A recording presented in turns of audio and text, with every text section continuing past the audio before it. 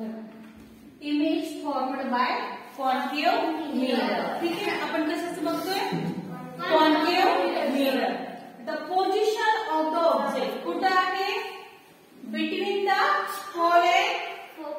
Pole and principal focus. Okay, हे काय आहे? Principal focus. ओके, आणि हे काय आहे? सेंटर ऑफ हे प्रिन्सिपल एक्सिस.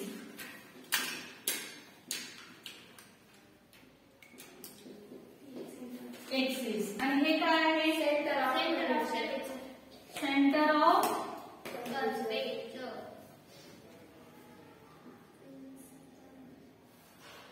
ओके, आणि हे काय आहे? Hole of the mirror. Okay, आणि हे काय आहे?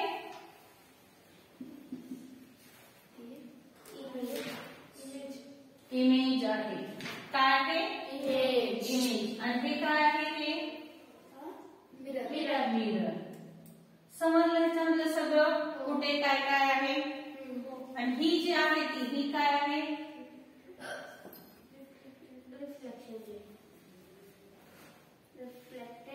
Reflected ray.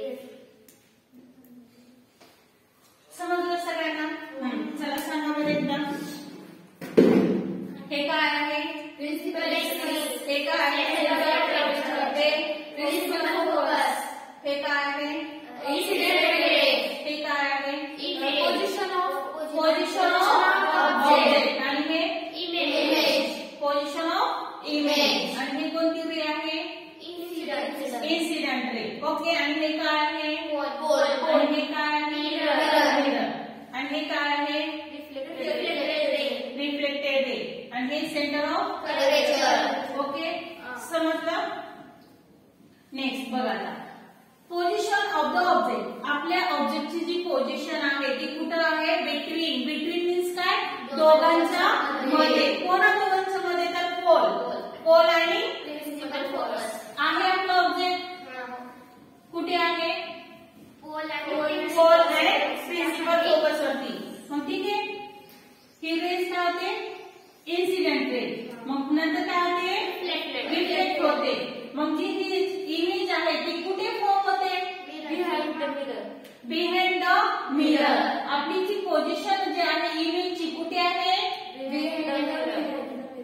Behind the mirror. आहे तर बाळांनो? कुठे आहे? बिहाइंड द मिरर आहे. आणि जर रिअल आणि इन्व्हर्टेड असेल तर ते कुठे आहे इमेज फॉर्म होणार आहे? पुढे म्हणजे कुठे? In front of the mirror. आणि जर मिररच्या जर बिहाइंड होत असेल तर ती इमेज कशी असणार आहे? Virtual and erect. मग नेचर ऑफ इमेज काय आहे? Virtual and erect. आता मला सांगा, याच्यामध्ये ऑब्जेक्टची साईज आणि इमेजची साईज कशी आहे? ऑब्जेक्ट छोटा आहे, इमेज मोठी आहे. खूप मोठी आहे ना? कशी आहे? छोटी. खूप मोठी आहे म्हणून त्याचं काय ना? इनलार्ज्ड. कशी आहे ना? Enlarged. Size of the image कशी आहे? इनलार्ज्ड. समजलं? ठीक आहे.